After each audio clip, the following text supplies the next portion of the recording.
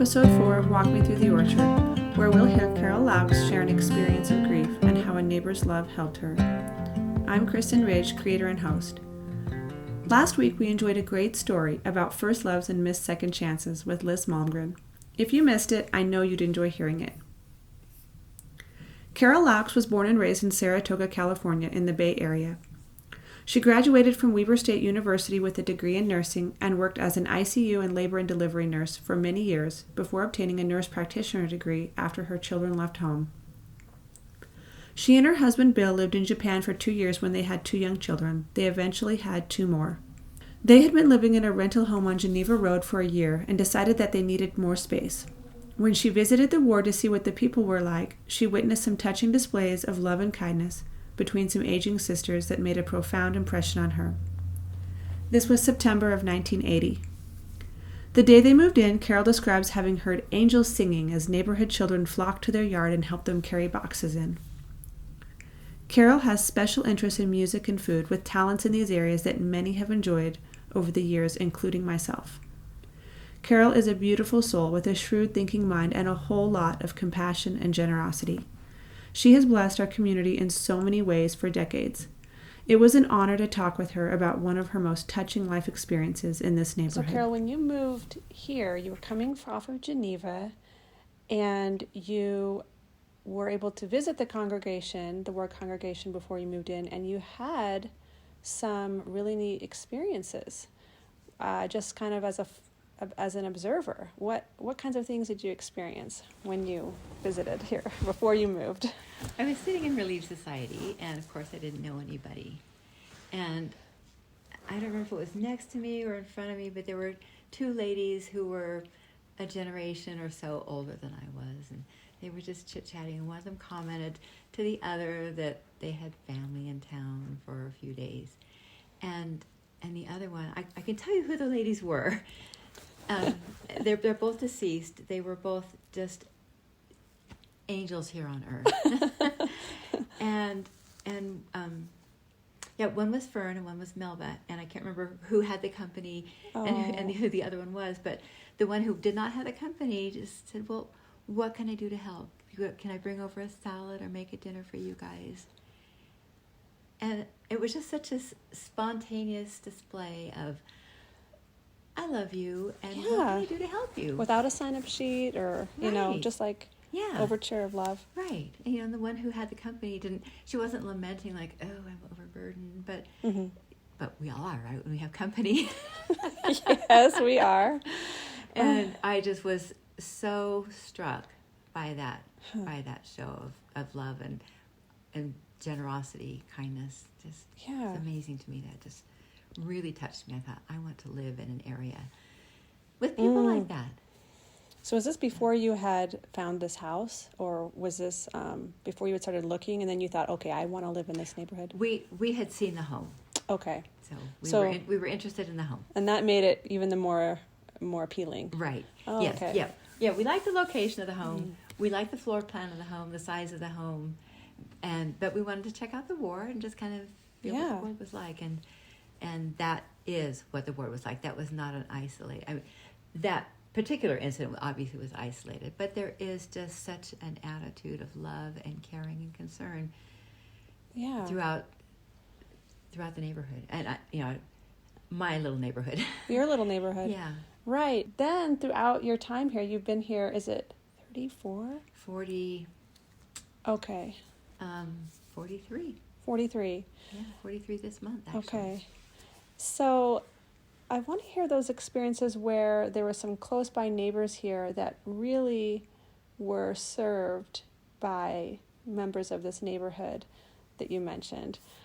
One of them was this house right here where a lady was coming in to bring children to church. Yeah. Yes. Yeah, we had a family who lived just a couple houses away from us. They've lived in several homes in the ward because they loved the ward so much that they wanted a different home. They wouldn't move out of the ward. They would build another home in the ward. And so people in the ward knew and loved them. And the wife died in her 50s, and then the husband remarried. and one of their daughters moved into the home. Mm-hmm. She had left the church. She had several children, but she and her husband had left the church. But there was a lady on my street who just felt such a love and caring and kind of kindred spirit for this family, because we all watched Shannon grow up. Yeah. I taught Shannon in primary. Yeah. So, we loved Dave and Sue. We loved their kids. And now we see Shannon's kids not being raised in the church. And Evelyn would go over to their house every Sunday morning and pick up the kids and take them to church. That would not be easy to do. No. You have to really plan for that. You do. A lot of people kind of guard their time, especially on a Sunday morning. And she'd have to make sure that she was up and ready early enough to go over there and pick up Shannon's young children. And she did that week after week, month after month. That is incredible. Yeah. Evelyn is incredible. Yeah. I have stories about Evelyn and the service that she has rendered that just could go on and on. Oh, that's so touching. I love hearing that. Yeah, and that mother, just to have that concern and to have someone be willing to kind of take them under their wing like that, I can imagine she just felt very loved. So that is wonderful. Yeah, and she needed the love. Yeah. So, yeah, they were intermittently active, but sometimes when things are really hard at home, you just kind of going to church is... It's just too much. It is. It just feels like you can't even get there. Yeah. And so I'm sure Shannon was grateful to Evelyn. Mm-hmm. The other thing, I think this happens in a lot of neighborhoods, but this goes back to when we were moving in. We pulled up with just a pickup truck or a van or something, because we were just moving from across town, so we didn't rent a big truck. We were going to make 40 trips in this little pickup truck. And we pulled up, got out of the truck, and before we got to the front door, there were neighbors here to help us. Wow. They saw us pull up, and it was a lot of kids, a couple adults, but a lot of little kids. A swarm of children. Yeah, just came over. What can we do to help? They carried boxes in for us and just chit-chatted, and so warm and so friendly and so welcoming. We felt loved and accepted, immediately. Oh, it's just been wonderful. That is so special. And it hasn't changed. And it hasn't changed. And that was September of 1980, is that right? It was, yeah. So, anniversary month this year. Yeah. In fact, it was probably this week, because it was near the end of September. Today's, the 18th? Yeah. Yeah, that just blows me away, that just spontaneously come over, and that's just amazing. I'd love to hear about this experience with your adult son, if you'd mind sharing, if you'd like to share about that. Yeah, I might tear up a little bit, because it's a hard story to tell. We could get a Kleenex first if you want. Well, we'll see how I do. Okay. Thank you. Okay. Yeah, Adam, he's 38 now. This story is probably, I don't know, maybe 8 years old, 10 years old. You know how you lose track of time? Yes. I have worried about Adam since he was 5. When he was 5, I took him to a little evaluation set. Somebody was doing free evaluations. I took him in just because he just wasn't mainstream. He just was doing things that caused me to worry. And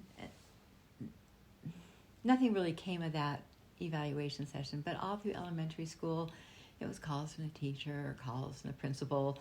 Junior high, same thing. High school, he started getting into bigger trouble in high school.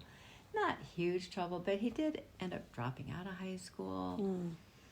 And at times he was living with friends. At times he was homeless. This was after when he was 18 and older. And times when he was living with us. And it was always hard when he was living with us, because he was not easy to live with. He had a temper. He was lazy. He argued about anything. And he was messy, sloppy. He'd, damage things or just make messes everywhere and not clean them up. Yeah. And let's see, what was the inciting event? He had gone to California with some friends, and he came back different, like really, really different. Hmm. And my husband and I didn't quite know what to make of that. But he needed a place to live, so he was staying with us. And I came home from work one afternoon. He was upstairs in his room, and I had just gone into the kitchen on the main floor. And I could hear him upstairs just being noisy. Like things were being thrown out the window. Oh. Or thrown against the wall in his bedroom. Or he'd start yelling. And there was nobody up there for him to be yelling at. He was just yelling.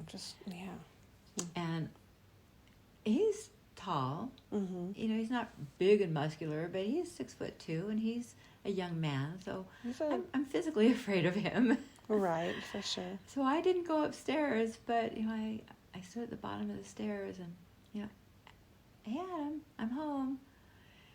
And no response. I said, Adam, are you okay? And he started swearing at me. Oh. And I kind of backed off. Okay, I'll just be here if you need anything. And then a little bit later, Adam, do you need anything? Stop calling me Adam. My name's not Adam. Really? And I thought, where is that coming from? Why is he saying that? And I wasn't quite sure what to do. I called my husband. We talked about it for a minute. And I said, I'm going to call the police. I think this is serious enough that we need somebody else to help intervene. Mm-hmm. And so the police pulled up on our street, which is a rare occurrence on our street. We live on just a very calm, very quiet, peaceful, quiet street. But a couple police cars showed up, and I let them in the house, and they went upstairs, and they got Adam to come downstairs, and right there, take my son out, put handcuffs on him, and arrest him. Oh. And it's pretty hard to watch the police take your son away in handcuffs, especially when you were the one who called the police. I guess I maybe not especially. It's hard either anyway, I suppose. Yeah, extremely hard. And I just felt like I don't know. I felt so empty and hollow, like my world was crashing down around me. Like I said, we worried about him for years. Mm-hmm. We knew he had problems, but that was just kind of the final straw. And, you know, one police car left, and the second one stayed for a little bit. And after they left and I closed the door, I am home alone. Oh. Just not sure where to go or what to do. Just like, what do I do from here? And a minute or two later, my doorbell rang, and it was one of my neighbors from across the street and up a few houses. And it's somebody I've known for several years. Mm-hmm. She's probably 15 years younger than I am, maybe 20 years younger than I am. So we're not, you know, we didn't raise our kids together. You know, she hasn't watched my kids grow up. Not super close to you. Right. We had never been tight friends, but we'd always been very amicable. She's a lovely person. Mm-hmm. But I mean, there are things that you would do for your best friend, right? But we were not best friends. Mm-hmm. Mm-hmm. Anyway, there she was on my front porch. And all she did initially was just give me a hug. Oh. Are you okay? And she came in and she sat with me for probably 20 minutes or half an hour. And I don't know. Just stayed with you. I don't remember if I talked or if she talked. But I just remember she was there for you. The fact that this woman who did not know me well, but she knew that I was in a world of hurt, and she knew that I was alone and that I shouldn't be alone. And she came down and just let me know that I wasn't alone and that she cared and spent time with me. That's so beautiful. And that was life-changing. It was huge in the moment. It was just huge in the moment. But it has changed me because there have been so many times when I've been aware of something awful that's been happening to somebody I kind of know. Yeah, somewhat. Maybe they lost their husband, or maybe somebody lost a job, or maybe, there's been a bad diagnosis in the family. And I know them well enough that I'm really concerned for them, but not well enough that I feel like I could impose by going over to see them. And I realize it is not an imposition. When people have awful things going on in their lives, They just need to know that they are loved and that they are not alone. And maybe you don't get any further than the front porch. Maybe it's just, I came by to let you know I'm here for you. Yeah. And if if they invite me in, I'm just more than happy to go in and spend time with them. And if they don't, they know that I care. And that if they need something, they can reach out to me. And so Lorian has completely changed my willingness to go over to somebody that I don't know really well and just reach out to them, be there for them if they need help. Yeah, it's just so beautiful. It's beautiful and also kind of agonizing to think about how it was an experience with grief that ended up being this transformative thing for you. But it's just so neat because it was just able to show you that grief needs to have attention. And we're all kind of afraid to like, we think we're imposing, but it really needs people's attention, just quiet presence, right? That's a beautiful way to put it. Yeah. Grief needs attention. And we're all just, I don't know if I should go over. And I'm still kind of like that because we've been trained to be really polite. But yet that's the opposite of what people really need. Like the polite thing is to go over, Right. That's the thing to do. Yeah. So I'm really happy you had that experience. I am too. We know that hard things make us wiser and hopefully make us emotionally stronger. But whoever seeks those, right?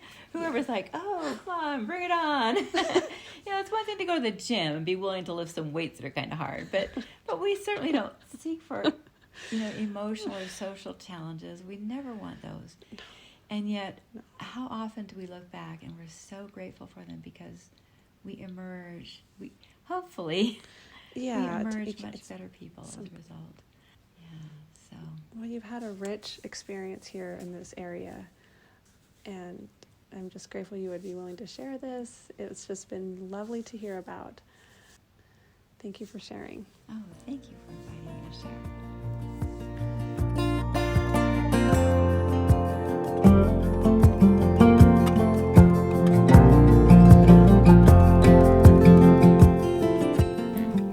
That's it for this episode of Walk Me Through the Orchard. It's also the end of Season 1, a pilot season that I hope you have really enjoyed. Thank you so much for listening. If you'd be interested in sharing a story of your own to help create a second season, please reach out to me at 801-687-1044. All types of stories are welcome.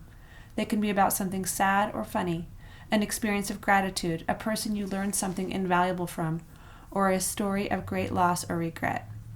The storytellers on this season each chose what to share, and I hope it's helped you to get to know these wonderful people better.